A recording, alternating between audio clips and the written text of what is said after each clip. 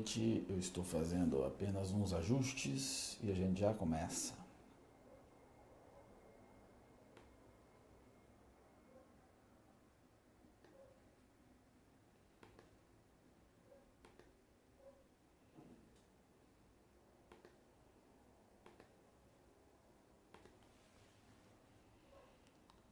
Ok, agora para valer, boa noite, o pessoal já está chegando, Edna, boa noite, Juliano Ramalho, Carlos Eduardo Gasperim, doutor Gasperim, competentíssimo advogado, e enfim, já agradeço a vocês que estão chegando e peço que compartilhem esta transmissão, como eu sempre faço.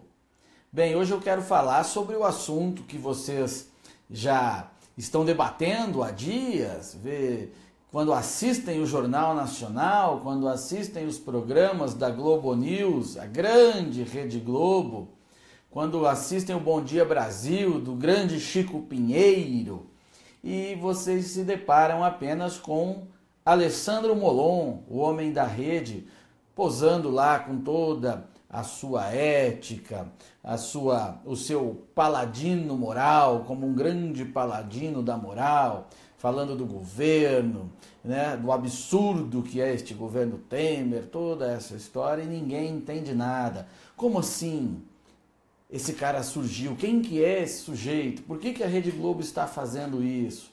É sobre tudo isso que eu quero falar hoje. Então, primeiro vamos mostrar aqui quem que é Alessandro Molon. Quem é o Alessandro Molon? Meus amigos, Alessandro Molon hoje está na rede e era um petista. Sempre foi petista. Foi vereador no Rio de Janeiro, depois foi deputado estadual por 2 mandatos no Rio de Janeiro e tinha como grande bandeira de atuação, obviamente, os direitos humanos, a violência policial e todas essas bandeiras que esse pessoal gosta de levantar, e não que não tenha alguma coisa pertinente nesse sentido, é necessário ter, mas normalmente essa esquerda vermelha ela usa isso apenas como uma escada. Ela não se importa com cadáveres, porque se importasse com cadáveres, eles rejeitariam o comunismo, que foi o maior produtor de cadáveres da história humana. Mas não. Como aqui os cadáveres numa democracia geram tensão política, né? É um bom palanque, então o sujeito sobe nos cadáveres para discursar sobre direitos humanos. Adoram fazer, e o Molon, Alessandro Molon, fazia isso. Molon foi também candidato a prefeito do Rio de Janeiro 2 vezes. Tá aí, o Carlos Gasperim está falando aqui, o Molon é o esquerdista Leblon, é exatamente isso, esquerdista Leblon, aquele jeito bem educado que já eu falo. Foi candidato a governo do Rio 2 vezes, na primeira vez, em 2008, ainda pelo PT, o Partido dos Trabalhadores, a organização, que hoje também é conhecida como Orcrim, organização criminosa, com o apoio de nada mais, nada menos que Sérgio Cabral. Sim, Alessandro Molon, em 2008, foi candidato a prefeito do Rio de Janeiro pelo PT, com o apoio do hoje presidiário, bandido, maior ladrão da história do Rio de Janeiro, Sérgio Cabral. Tá? Então preste atenção na loucura, este que hoje é o paladino da ética, eleito a isso pela Rede Globo, que todo jornal nacional ele aparece mais que o Bonner, já teve o apoio de Sérgio Cabral. Ah, Paulo, mas na política é assim, um dia você está com um dia você está com o outro. Às vezes na política você está com pessoas indesejadas, mas quando a coisa é grande demais você pode evitar. Então quando esse cara fez o acordo pragmático com Sérgio Cabral, ele já mostrou quem ele era. Se é para ganhar eleições, se é para dar o poder ao PT, aceita-se fazer qualquer coisa. Você achou muito essa aliança com o Sérgio Cabral? Calma. Quando o Molon era deputado estadual, ele se debatia, ele enfrentava muito o Jorge Pisciani. Jorge Pisciani, esse aí que é o presidente da Assembleia Legislativa do Rio de Janeiro, também uma pessoa investigada, suspeita de tudo quanto é coisa, envolvido num monte de sujeira que vocês veem pelos jornais, já não é de hoje, o Jorge Pisciani também foi um apoiador de Alessandro Molon. Ah, Paulo, mas o Pisciani pode apoiar qualquer um. Pode, mas dessa vez o Molon fez um acordo com o Jorge Pisciani. Então veja, aquele que a Rede Globo elege como paladino da moral, já esteve em acordo, fez política, foi sócio de poder com Jorge Pisciani e Sérgio Cabral. É claro que ele foi derrotado nas duas eleições, ficou atrás até da Jandira Fegali, do PCdoB, e depois, em 2014, aliás, em 2016, também foi candidato à Prefeitura do Rio de Janeiro e teve uma votação ainda muito ruim. Aí ele já foi candidato pela Rede. Este é o pulo que vocês têm que entender. Quando o PT caiu em desgraça plena, esses esquerdistas que têm curso de etiqueta, como o Molon, que fala bem, né? Ele fala todo bem articulado, como fosse aquele carioca que vai à praia com sunguinha de crochê e tal. Não estou dizendo que ele vai, estou dizendo que é só o estilo, eu não sei que sunga que ele usa, não me interessa. Mas ele fala bem, então ele teve que trocar para manter aquela pose de um cara equilibrado, um cara legal. Então trocou de partido e foi para o braço petista, que é o braço que tenta enganar as pessoas como algo moderno, algo meio antipolítica, sensato, sustentabilidade, com esse discursinho ambientalista, todo preocupado com o planeta. Sim, ele foi para a Rede Sustentabilidade, aquela que também conta com o apoio de bilionários globalistas, Guilherme Leal, o pessoal do Banco Itaú, não é? A Neca Setúbal, grande entusiasta da Marina Silva, esta mãe natureza que nos brinda com a sua presença na Terra, encarnada de ator, de atriz política, que é a Marina Silva, que jura que é contra a política. Por que isso? Isso funciona como uma troca de rótulo. Quando todo mundo pensava que o PT era iogurte, então ficava no PT. Quando as pessoas viram que o PT era veneno, então foi necessário que pessoas de dentro do PT, que são veneno, fossem para outros partidos, um partido como a Rede e também o PSOL, para se vender com o rótulo de iogurte. A Rede e o PSOL é o PT com o rótulo de iogurte, é o veneno com o rótulo de iogurte. Então eles trocaram isso. Então note que todos continuam ali na esquerda, se auto-auxiliando, mas com uma série de franjas que induzem o eleitor ao erro, a pensar que eles são diferentes. Não, eles não são diferentes. É a mesma coisa. No fecha, o esquema de poder é o mesmo. É exatamente, eles acabam, o voto de um, o poder de um, ele auxilia o outro, tá? Porque são, na verdade, a mesma coisa. Eles apenas se dividem em franjas por questão de interesse eleitoral. Mas, Paulo, e a Rede Globo, onde é que entra nisso? Bom, a Rede Globo, depois da ascensão ao poder do Michel Temer, depois que ele virou presidente, né? Porque ao poder ele está há muito tempo e foi conduzido a ele pelo Partido dos Trabalhadores. Então essa história da relação Temer-Globo, ela é bastante obscura e eu não posso ser leviano em dizer que eu tenho todas as informações. Mas o jornal O Dia, que é lá do Rio de Janeiro, também tem noticiado que a Globo, por questão do BNDES, teria exigido alguma postura do governo, que o governo não cedeu, e aí a Globo declarou guerra a Michel Temer. Então você vê os telejornais globais, eles todos batendo num tom elevadíssimo e até distorcendo fatos para induzir o telespectador a pressionar o governo. E nisso foi alçado a um ator principal, o ator antagonista do governo, o Alessandro Molon, porque alguém do PT não teria moral suficiente para enganar o telespectador. Então tem que buscar alguém que não estava tão manchado como o petista, ou seja, de uma outra sigla que é auxiliar do PT, mas que aos olhos do grande público ainda não é, porque o grande público tem mais o que fazer, não fica acompanhando política partidária necessariamente. E aí eles vendem esse sujeito como alguém que está tentando mudar o Brasil, alguém que está tentando fazer algo de bom para o Brasil, quando na verdade não é. Isso é uma grande sacanagem, é um grande jogo de manipulação de ambiente do coletivo, do psicológico coletivo do brasileiro. Em reportagem recente que eu acompanhei, eu fiquei abismado.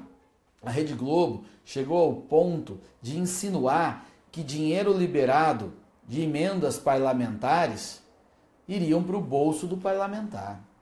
Eles faziam o seguinte: chegavam no deputado, botavam o microfone. O senhor recebeu 6 milhões. Não, recebi da onde? O que estão falando? Não, está aqui, emenda parlamentar que o senhor recebeu. E aí editavam, nem sabia direito a resposta do cara. Quando, na verdade, fazer emenda ao orçamento é uma prerrogativa do deputado, tá, gente? Estou esclarecendo, estou nem defendendo isso ou aquilo, estou esclarecendo para vocês.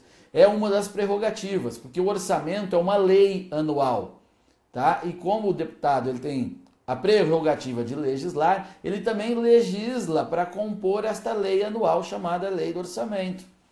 E aí que chamam-se emendas parlamentares, que ele destina recursos para o seu estado, para hospitais, enfim, para prefeituras. É de poder público para poder público, é de poder público para serviço prestado ao público. Não tem nada a ver que o deputado recebeu emenda. E eles sabem disso, os jornalistas da Rede Globo sabem disso, mas naquele momento precisavam desmoralizar o Congresso, precisavam jogar mais ainda a população contra o Congresso para desmoralizá-lo ainda mais, como se fosse preciso. E chegaram a este ponto de jornalismo, que é uma coisa horrorosa, um desserviço, mas é porque há uma agenda.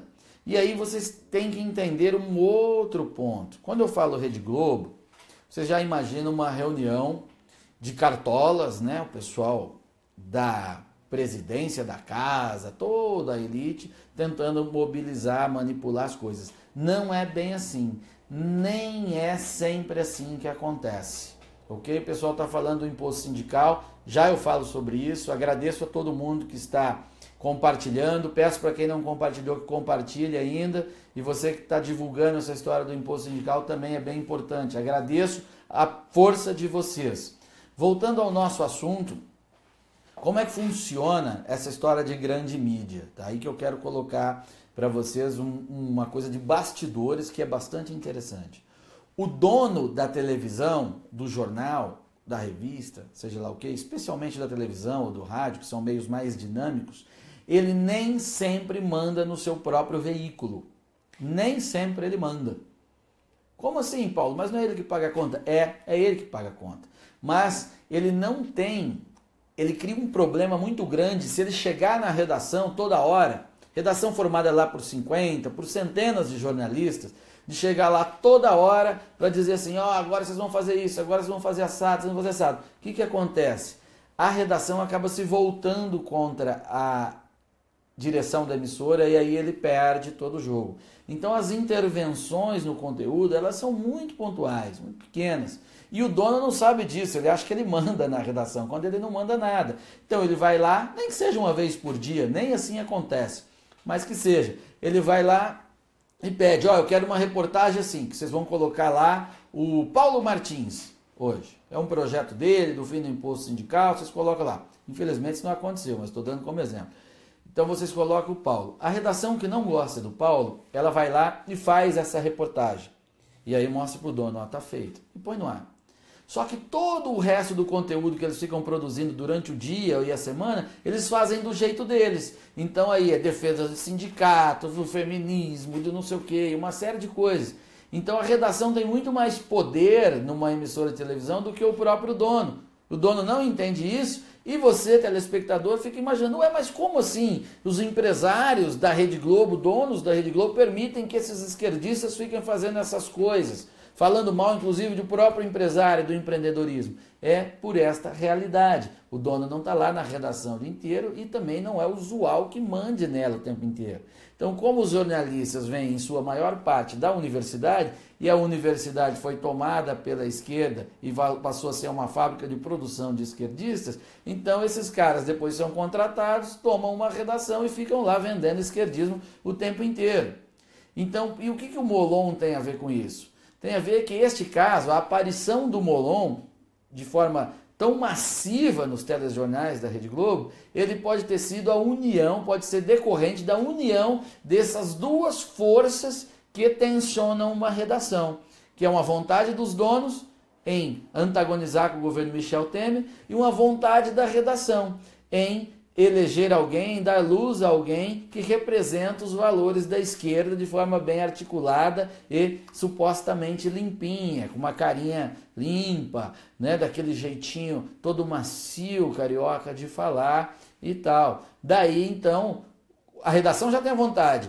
E se a direção da emissora decide, aí é Molon, Molon, Molon, Molon e Molon o tempo inteiro nos telejornais da Rede Globo. Vocês conseguiram entender como é que funciona uma emissora de televisão? Sim, é desse jeito, tá? Então, o dia que alguém aqui que estiver assistindo essa transmissão se tornar dono da emissora de televisão, já vou te avisando, você não manda plenamente na tua redação, você tem que ter um certo critério para contratações, senão você não vai conseguir. E assim é a realidade. E então, eu retomando aqui, reforçando a conclusão, me parece que o destaque de Molon é um interesse deliberado da direção da Rede Globo, que segundo o jornal O Dia, é por causa de questões de empréstimo, BNDES, questões até fiscais, e também uma vontade da redação em promover alguém da canhota, que eles tanto gostam. E aí você tem que aguentar o Molon o tempo inteiro. Bom, tem outro ponto que eu quero contar para vocês sobre a atuação da esquerda no Congresso Nacional, a prática, a praxis, tá? Do dia, a praxis do dia a dia, naquela tensão que é a Câmara dos Deputados. O PT e as esquerdas em geral, veja, eles atuam com franjas, como eu te falei. Tem o PT, tem a Rede, tem o PSOL, tem o PSB, tem o PCdoB, tem uma série de coisas. Então, entre eles, tem aqueles caras mais grossos, sindicalista, nervoso mesmo, tem as feministas radicais, tem o pessoal mais jovem de movimento estudantil e tem também o pessoal que se paga mais de sensato. Todos eles são iguais, mas aos olhos de quem vê de fora, eles se colocam diferentes.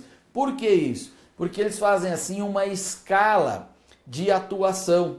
Então, quando é preciso ir mais para a pancada, você tem lá o pessoal nervoso. Maria do Rosário, Moema Gramacho, né? Toda essa gente. Aí, quando é para fazer baixaria mesmo, aí você tem Rui Pimenta, Gleisi Hoffmann, toda essa história. Quando é para construir pontes com a oposição ou com o centro, aí eles escalam esses que eles acham sensatos, que é o Arlindo Quinalha, inclusive o próprio Alessandro Molon, era um desses que chegavam para tentar conversar com outras frentes.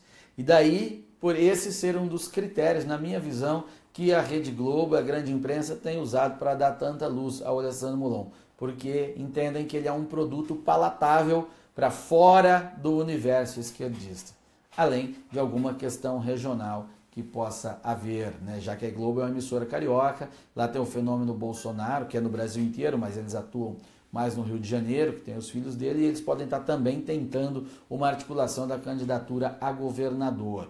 Mas no mais é isso, a redação da Rede Globo, tomada, escolhe alguém que representa os valores da esquerda. E está lá, Molon, em todos os telejornais. Este é um fato. Tem muita gente aqui falando em Paulo Martins, senador em 2018.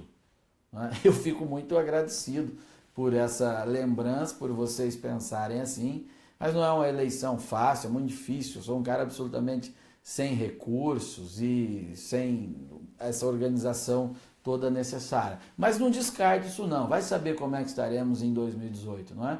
Tem todo um ano ainda, como eu falo a respeito da eleição presidencial, que tem muito tempo, nós também temos ainda um ano, muita coisa vai rolar, a legislação eleitoral vai mudar, não sabemos ainda qual será, então tem muito tempo ainda, ok? E mais, tem gente pensando aqui em falar em distritão, como é que vai ficar essa história, porque estão vendo o distritão que pode ser aprovado. Deixa eu explicar para vocês isso, essa história de distritão. Funciona assim, hoje funciona da seguinte maneira, hoje existe o coeficiente eleitoral, né? Então as pessoas votam e o voto de todo mundo soma lá e tal. Os votos de um partido, eles vão somando para ver quantas cadeiras aquele partido vai fazer. Então assim, no Paraná, a cada 200 mil votos num partido ou em uma coligação, gera uma cadeira de deputado para esse partido ou essa coligação. Esse é no sistema atual, sistema proporcional. No distritão, não. No distritão, elege-se os mais votados, independente de voto de partido ou coligação. Aliás, acaba essa história de partido ou coligação. No que aperfeiçoa isso? Aperfeiçoa que no distritão não é preciso fazer a tal chapa para disputar a eleição. E que é isso? O cara tem um partido, ele quer se eleger, está no partido, quer se eleger deputado federal, mas ele não vai fazer os 200 mil votos sozinho, então ele encontra um monte de outros candidatos que vão fazer 100, 200, aliás, 20, 10 mil, 5 mil, 1.000 votos, para somar aos votos dele, dar os 200 e aí gera uma cadeira. Só que esse cara acaba tendo que financiar todos esses candidatos, então a campanha encarece mais e banaliza o processo eleitoral, porque você tem um monte de candidaturas que na realidade são laranja. Com distritão isso acaba, tá? Com distritão entra só os mais votados, então não vai ter sentido lançar um monte de candidatos que não tem nenhuma chance de concorrer. Então vai reduzir muito o número de candidatos e pode até reduzir muito, com toda certeza, reduz muito o valor global que é gasto numa campanha. Isso é uma explicação bem rápida, bem grosseira, não era o foco dessa transmissão. E eu depois faço uma transmissão explicando ponto por ponto cada sistema, assim que for mais pertinente. A Esther está dizendo aqui que trabalha de forma voluntária na minha campanha. Esther, eu agradeço muito e quero até lembrar e agradecer mais uma vez. Em 2014, muita gente trabalhou na minha campanha de forma voluntária. Aliás, foi praticamente todo mundo. Eu consegui fazer uma campanha muito pequenininha, tinha lá acho que 2 ou 3 funcionários, não me lembro direito, que foram pagos, né, que receberam para isso, mas um exército de voluntários muito grande pelo Paraná inteiro, e foi muito legal, assim, eu espero ter honrado o trabalho dessas pessoas e estar honrando o trabalho dessas pessoas que dedicaram o seu tempo e pediram votos para o deputado federal, para mim, a deputado federal, em 2014. E vou precisar ainda de muito mais. E quem achar que eu mereça e tal, eu tenho certeza que vai acabar ajudando, porque todos nós precisamos disso. O trabalho de um deputado não é só o deputado, tem que ter todo esse respaldo que o público dá para ele poder fazer os enfrentamentos necessários. Está aqui o Anderson de Londrina dizendo que me ajuda também. Obrigado, Anderson, obrigado mesmo. Tá? O trabalho é assim. Então, vocês estão na base, nas redes sociais, o Marcos de Guarapuava também está falando isso. Obrigado, Marcos, obrigado mesmo, dá força para a gente continuar, sabe? É o trabalho de vocês na base, nas redes sociais, dando sustentação para o seu deputado, que tem que fazer o enfrentamento lá na Arena dos Leões, em Brasília, na Câmara Federal ou no Senado Federal. É assim que funciona, é um casamento. Nós são apenas pontas diferentes e o mesmo eixo de atuação. Marco Aurélio aí de Maringá falando também que ajuda. Obrigado, Marco Aurélio. Vou precisar de mais. E nesta eleição de 2014, foram cerca de 1.100 voluntários que se comunicaram comigo via Facebook e pediram material de campanha. Então nós pegamos o endereço dessas pessoas, entramos em contato com eles e enviamos o material pelos Correios. Acontece que os Correios, que na época eram chefiados por Paulo Bernardo, o marido da Gleisi Hoffmann, que ele era ministro da comunicação e, portanto, mandava no Correio, o Correio não entregou o meu material a tempo para a maioria das pessoas que pediram. É sério isso, gente. Centenas e centenas de pessoas receberam o material de campanha somente depois da eleição. Então elas queriam ajudar, queriam trabalhar, queriam distribuir o santinho, mas não tinham na mão. E eu tinha enviado achando que elas tinham recebido e elas não tinham, porque os Correios, por má fé ou incompetência, eu acho que foi má fé da direção, que eu não posso esperar boa fé de um Paulo Bernardo, marido da Gleise, não entregaram o material a tempo. Isso tudo acontece, mas dessa vez isso não vai acontecer, seja para deputado federal, seja para senador, como tem gente pedindo, mas acredito que seja para deputado federal, tá? Que eu me candidatarei. Eu vou precisar muito deste voluntariado de vocês, muito mesmo, muito mesmo. Então quem achar que eu mereço e puder trabalhar no momento certo, no momento que for legal fazer isso, digo, em respeito à lei, a gente organiza tudo isso daí, tá? Eu vou encerrar essa transmissão agora, espero ter sido claro no que expliquei a respeito de Alessandro Molon, Rede Globo e também essa pontinha de reforma política, e a gente volta a conversar mais uma vez. Ok? A Rede Globo é isso, é a rede que dá sustentabilidade à canhota nacional. Um abraço e boa noite.